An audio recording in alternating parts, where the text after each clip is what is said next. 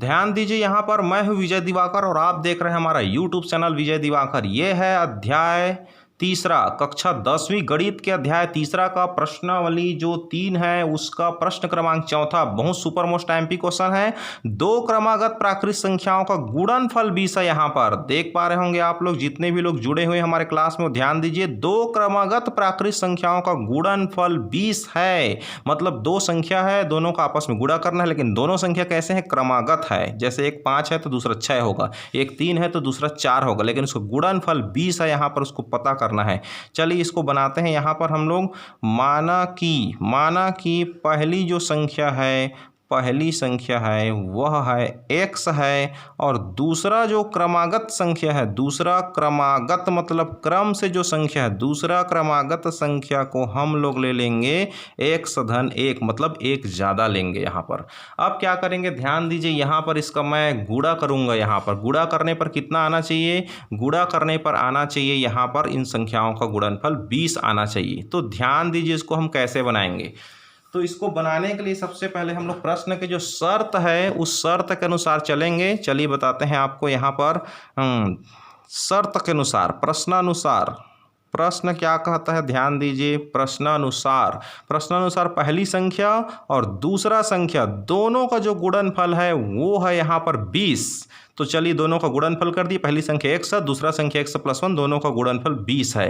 तो इसको कैसे सॉल्व करेंगे? ध्यान दीजिए, यहाँ पर x और x का गुणा करेंगे, x का वर्ग, x का गुणा इनके साथ करेंगे, x बराबर यहाँ पर है 20। अब आप जान रहे होंगे भाव्या जी, ये जो 20 है उसको हम लोग पक्षांतर करके लेफ्ट में ले जाएंगे तो क्या हो जाएगी? पक्षांतर की प्रक्रिया आप समझ रहे होंगे। -20 = 0। अब ये बन गया भाव्या जी आपके लिए वर्ग समीकरण। इसको आप हल कर सकते हैं। चलिए हम हल करके बताते हैं आपको। x का वर्ग यहां पर है 1, 20 एक कम होता है 20। यहां पर एक छोटा सा रफ कार्य हम आपको बता रहे हैं, छोटा से रफ कार्य। देखिए यहां पर शुरू और अंतिम का गुणा करेंगे। 1 में -20 का गुणा करेंगे तो हो जाएगा -20। कुल मिला करके आपको गुणा करने में क्या लाना है? -20 लाना है।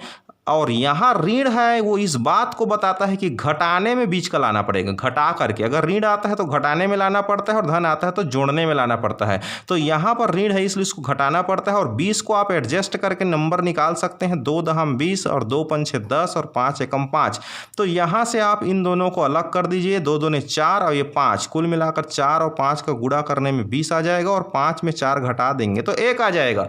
तो इस तरह से ये छोटी सी रफ कार्य भी आप कर सकते हैं, इसके माध्यम से हल करेंगे। तो ध्यान दीजिए भाव्या जी, यहाँ पर क्या करेंगे? 1 x है, उसके जगह में मैंने लिख दिया 5x और उसके बाद लिख दिया 4x। 5 में 4 घटाऊंगा 1 x हो जाएगा, और ऋण का 20 हो जाएगा = 0। अब यहाँ से x बाहर निकालिए, x धन 5 हो गया। यहाँ से 4 बाहर निकालिए तो x 20 में से 4 गया, तो यहाँ पर आपको क्या करना पड़ेगा? धन का 5, दोनों ऋण बाहर निकले इसलिए धन लगाएंगे = 0।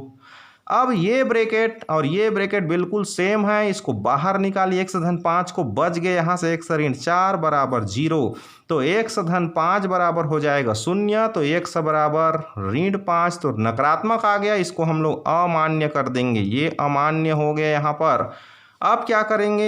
x ऋण 4 बराबर 0 लेंगे तो x का मान हो जाएगा धन का 4। ये हो जाएगा हमारा उत्तर की तरफ हम लोग बढ़ रहे हैं। अब भाव्या जी उत्तर आ गया हमारा पहला संख्या हो गया x बराबर यहाँ पर 4, और दूसरा संख्या माने x धन 1, तो यहाँ पर लिखेंगे दूसरा संख्या हो जाएगी x धन 1, मतलब 4 में 1 जोड़ दीजिए तो ये हो जाएगा 5। तो इस तरह से ये दो संख्या हो गया जिनका गुणनफल 20 है। तो इस तरह से आपको बनानी है। चलिए हम नेक्स्ट क्वेश्चन की तरफ चलते हैं। अब चलिए शुरू करते हैं। प्रश्न 10वां, बहुत सुपर मोस्ट एमपी क्वेश्चन है। नीलमणि की 5 वर्ष पूर्व की आयु तथा 8 साल पहले की आयु का गुणनफल 40 है, तो वर्तमान आयु ज्ञात कीजिए। नीलमणि के 5 साल पहले की आयु और 8 साल पहले की आयु का गुणनफल 40 है। हम लोग यहाँ पर मान लेते हैं, माना कि नीलमणि का वर्तमान आयु, नीलमणि का जो वर्तमान आयु है वह है 100 वर्ष। ठीक। अब एक काम करना है, यहाँ पर इनके 5 साल पहले की आयु को हमको पता करना पड़ेगा। 5 साल पहले कितने साल का था, अभी 100 वर्ष का है तो 5 साल पहले 5 कम करना पड़ेगा, और 8 साल पहले मतलब 8 वर्ष कम करना पड़ेगा, और दोनों का गुणा करेंगे तो 40 आएगा। मतलब सीधा सीधा आप प्रश्न का शर्त लगा दीजिए यहाँ पर, प्रश्नानुसार 5 साल पहले मतलब 1/5 और 8 साल पहले मतलब 1/8। 1 क्या है, अभी का आयु है, 5 साल पहले मतलब ऋण 5, 1 अभी का आयु है, 8 साल पहले मतलब ऋण 8, और दोनों का गुणा करने पर प्राप्त होता है यहाँ पर 40। अब इसको हल करते हैं, 1 का गुणा 1 के संग करेंगे तो x² आएगा, 1 का गुणा इनके साथ कर दीजिए, ऋण का 8x, ऋण 5 किसके साथ करिए, ऋण का 5x, ऋण 5 का ऋण 8 के साथ करेंगे तो 5 8 हो जाएगा 40, बराबर हो गया फिर 40, दोनों तरफ 40 40 धनात्मक, इसलिए इसको काट दीजिए। x का वर्ग ऋण का 8x और ऋण का 5x बराबर 0, x का वर्ग 8x और 5x हो गया 13x बराबर 0, तो x बाहर निकल गया, x ऋण 13 बराबर 0। तो यहाँ पर इस x को लेंगे तो 0 हो जाएगा, ये अमान्य हो जाएगा, ये मान्य होगी, x ऋण 13 बराबर 0, अर्थात यहाँ पर x का मान 13 आ गया, अर्थात नीलमणि की जो आयु है वो आयु निकल गया x बराबर 13 वर्ष, ये उसका वर्तमान आयु हो गया। इस तरह से आप चाहो तो उत्तर का चेक भी कर सकते हैं। अगर इसमें हम 5 साल पहले कर दें तो 13 ऋण 5 होगा, फिर उसमें 8 साल पहले कर दें तो 13 ऋण 8 होगा। अब 13 में 5 घटा दिए तो 8, और 13 में 8 घटाए तो 5, और 8 पंचे होता है 40, इसका मतलब यहाँ पर उत्तर सही आया है। तो इस तरह से हमको बनाना है। चलिए हम नेक्स्ट वीडियो बनाने जा रहे हैं आपके लिए, ध्यान दीजिएगा नेक्स्ट सवाल में। चलिए आप ध्यान दीजिए, यहाँ पर प्रश्नावली चौथा प्रश्न पहला है, यहाँ पर निम्न का विभेदक ज्ञात कीजिए बोला है, विविक्त कर ज्ञात करना है। यहाँ पर देखिए पहला सवाल है x का वर्ग ऋण 4x धन 2 बराबर 0। यहाँ पर इसके सामने को हम लोग कहेंगे a, और x के सामने को कहेंगे यहाँ पर ऋण का, इसको b कहेंगे ऋण 4, और c का मान हो गया 2। मतलब x² गुणांक a कहलाती है, सिर्फ x गुणांक मध्य पद को b कहेंगे, और लास्ट जिसमें x नहीं रहता उसको हम लोग कहेंगे c का मान। यहाँ पर विभेदक ज्ञात करने का बोला है, तो विभेदक का सूत्र होता है d, डिस्क्रिमिनेंट इक्वल टू होता है b² माइनस 4ac होता है। यहाँ पर पुट कर दीजिए, b का मान हो जाएगा ऋण का 4 का वर्ग, 4 गुणित a का मान हो जाएगा 1, और c का मान हो जाएगा 2, तो ऋण 4 का वर्ग हो जाएगा 16, और 4 एकम 4 दूनी 8, और 16 में 8 घट गया तो ये 8 हो गया। इसी तरह से आप इस सवाल का भी विभेदक पता कर सकते हैं। यहाँ पर x² के सामने का गुणांक है a का मान वर्गमूल 3, b का मान x का मान है 2 वर्गमूल 2, और c का मान है माइनस का 2 वर्गमूल 3। तो यहाँ पर विभेदक d बराबर होती है b² माइनस 4ac। ये सूत्र आपको याद रखना पड़ेगा। भाव्या जी आपके लिए नया सूत्र, d बराबर b² माइनस 4ac, ये विभेदक का फार्मूला है। तो इसमें पुट कर दीजिए, b का मान हो जाएगा 2 वर्गमूल 2 पूरे का वर्ग हो जाएगा 4 का 4, a का मान वर्गमूल का 3, और c का मान हो जाएगा ऋण का फिर 2 वर्गमूल 3। तो यहाँ पर 2 का वर्ग होती है 4, और वर्गमूल 2 का वर्ग मतलब वर्गमूल कट जाएगा। यहाँ पर ऋण ऋण का गुणा धन हो जाएगा, और 4 का गुणा 2 से करेंगे तो 4 दूनी 8, और वर्गमूल 3 का मान वर्गमूल 9 होता है, उसका मान 3 होता है, तो 4 दूनी 8 हो गया, और 8 तिहाई हो गया 24, और 24 और 8 हो जाएगा यहाँ पर 32। तो इस तरह से यहाँ पर आप इसका विभेदक ज्ञात कर सकते हैं। इसी तरह से जितने भी सवाल हैं सब छोटे छोटे सवाल हैं, आप आराम से बना सकते हैं। यहाँ पर चलिए हम मूलों की प्रकृति बताते हैं आपको। अगर यही d का मान धनात्मक है, देखिए यहाँ पर d का मान 8 आया है, मतलब ये धनात्मक आया है। यहाँ पर जब d का मान धनात्मक रहता है, विभेदक का मान जब धनात्मक होती है, विभेदक धनात्मक होने पर जो मूल प्राप्त होगी वर्ग समीकरण का, वो मूल जो है वो एक वास्तविक संख्या प्राप्त होती है। तो मूल वास्तविक होती है ऐसा बोला जाता है। और यही d का मान अगर ऋणात्मक आ गया तो वर्ग समीकरण का जो उत्तर आता है मूल वो है कैसा होता है, ऋण 3 के ऊपर में वर्गमूल, या ऋण 2 के ऊपर में वर्गमूल 2, ऐसा आता है। कुल मिलाकर के ऋणात्मक संख्या के ऊपर में वर्गमूल लगा होता है, जिसे काल्पनिक संख्या कहते हैं, आभासी नंबर कहेंगे, अर्थात मूल वास्तविक नहीं होगा। तो मूल वास्तविक तभी होगा जब आपका विभेदक का मान एक धनात्मक आए या 0 आ जाए। तो यहाँ पर ये बात ध्यान देने की बात है। अब यहाँ पर हम लोग प्रश्न दूसरा में पहुँचते हैं। चलिए प्रश्न दूसरा का एक सवाल मैं आप लोग के लिए हल कर रहा हूँ। यहाँ पर ध्यान दीजिए एक्स स्क्वायर के सामने में 1 है, मतलब a का मान 1 हो गया, b का मान हो गया ऋण का 4 और c का मान हो गया 4। सवाल में लिखा है निम्न वर्ग समीकरण के मूल की प्रकृति बताना है। प्रकृति बताना है कि मूल वास्तविक होगा कि नहीं। तो सबसे पहले आपको क्या ज्ञात करना पड़ेगा, d का मान ज्ञात करना पड़ेगा आपको, d। तो यहाँ पर d का मान होता है b स्क्वायर माइनस 4ac। तो यहाँ पर b का मान मैं भर दिया ऋण का 4 का वर्ग, फिर 4, a का मान 1 और c का मान फिर 4, 4 का वर्ग हो गया यहाँ पर 16, 4 एकम 4 चौक 16। यहाँ पर d का मान 0 आ गया।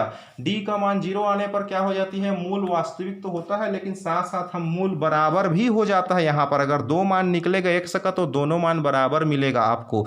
कुल मिलाकर के यहाँ पर देखिए d का मान 0 हो गया, 16 में 16 कट गया, अर्थात मूल क्या होगा, वास्तविक भी होगा और क्या होगा यहाँ पर बराबर भी होगा, बराबर। यहाँ पर मूल इक्वल प्राप्त होगा। तो ये उसकी प्रकृति को बता रहा है यहाँ पर d का मान 0 होने पर। चलिए इस सवाल में देखते हैं, यहाँ पर a का मान 2 है और b का मान भी 2 है और c का मान भी 2 है। यहाँ पर चलिए d निकालते हैं यहाँ पर, तो b square minus 4ac, b का मान है 2 का वर्ग 4, a का मान है 2 और c का मान 2 है, 2 का वर्ग 4, 4 दूनी 8 दूनी 16, 16 में 4 गया तो 12 और वो भी ऋण का 12, ऋणात्मक 12 आ गया क्योंकि 16 बड़ा है 4 छोटा है, तो घटाएंगे तो जो उत्तर आएगा उसमें ऋण लगाना पड़ेगा। तो ऋण 12 आ गया, ऋणात्मक आ गया। यहाँ पर जब ऋणात्मक संख्या आ जाती है d का मान, तो हम कहेंगे यहाँ पर मूल की जो प्रकृति है, मूल काल्पनिक संख्या प्राप्त होगी। यहाँ पर मूल काल्पनिक होगा, मतलब अवास्तविक राशि प्राप्त होगा, अवास्तविक होगा मूल, अवास्तविक होगा। तो ये इसका प्रकृति जानने का एक टेक्निक है, रूल्स है, नियम है। चलिए यहाँ पर हम लोग अब नेक्स्ट क्वेश्चन शुरू करने जा रहे हैं। चलिए ध्यान दीजिए, सुपर मोस्ट एमपी सवाल आपके लिए। प्रश्न तीसरा, के किस मान के लिए वर्ग समीकरण के जो मूल है वास्तविक और समान होगी। ये सवाल कई बार परीक्षा में पूछा जा चुका है, दोनों सवाल इस टाइप के सवाल पूछते हैं। के कौन सी मान के लिए वर्ग समीकरण के मूल वास्तविक और समान होगी। वास्तविक और समान का शर्त हम अभी अभी बता रहे थे कि डी का मान 0 होना चाहिए, विभेदक का मान 0 होना चाहिए। विभेदक का मान 0 होने पर मूल वास्तविक के साथ साथ बराबर भी हो जाती है।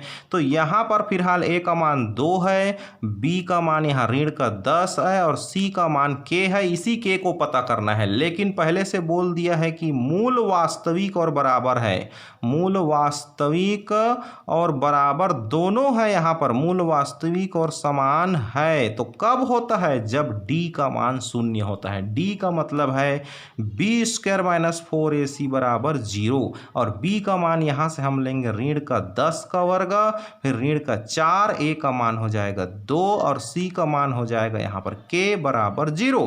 ऋण 10 का वर्ग 100 हो गया, 4 दूनी 8 के हो गया और बराबर 0, 8 के इधर चला जाएगी तो धन का 8 के हो जाएगा यहाँ पर, और के बराबर आप निकालेंगे तो 100 ऊपर में जाएगी और 8 नीचे। इसको काट दीजिए, 4 दूनी 8, 4 पंचे 20, फिर 4 दूनी 8, 4 से काट दिया। के का मान 25/2 के लिए वर्ग समीकरण के मूल वास्तविक और समान होगी। यही आंसर है। इसी तरह से और भी सुपर मोस्ट एमपी क्वेश्चन है, आप ध्यान दीजिए। यहाँ पर ए का मान है यहाँ पर के, बी का मान है 4, सी का मान है 1। भाव्या जी आप अगर इस वक्त देख पा रहे होंगे तो आप बिल्कुल ध्यान दीजिए, सवाल परीक्षा में आने लायक है आपके लिए। तो यहाँ पर मूल वास्तविक होगी बोला है, तो मूल वास्तविक व समान होगी। मूल वास्तविक व समान है कब है, जब d का मान 0 है। ये फार्मूला आप नोट करके रखिएगा, ये फार्मूला बिल्कुल याद कर लीजिए भाव्या जी। यहाँ पर मूल वास्तविक और समान है, इसका मतलब d बराबर 0 होगी। d का मतलब है b स्क्वायर माइनस 4ac बराबर हो जाएगा 0 और b का मान हो जाएगा यहाँ पर 4, 4 का वर्ग ऋण 4, a का मान हो गया k और c का मान हो जाएगा यहाँ पर 1 बराबर 0। हल करते हैं इसको, 4 का वर्ग 16 और 4 का 1 के साथ गुणा कर दीजिए तो ये हो जाएगी आप लोग का 4 एकम 4 के बराबर 0। पक्षांतर कर दीजिए, पक्षांतर करेंगे तो क्या हो जाएगी, 16 बराबर धन का 4 के हो जाएगा यहाँ पर। तो के बराबर हो जाएगी 16/4, कुल मिलाकर 4 चौक के 16 आएगा, अर्थात के का मान 0 के लिए यहाँ के बराबर 4 के लिए यहाँ पर स्पष्ट लिखा है वर्ग समीकरण के मूल वास्तविक और समान होगी। तो इस तरह से जो सवाल है बिल्कुल परीक्षा में आती है, आप लोग ध्यान दीजिएगा, ऐसे सवाल बिल्कुल पढ़ते रहिएगा। मोस्ट एमपी क्वेश्चन है ये। चलिए नेक्स्ट वीडियो में हम नेक्स्ट सवाल बताएंगे।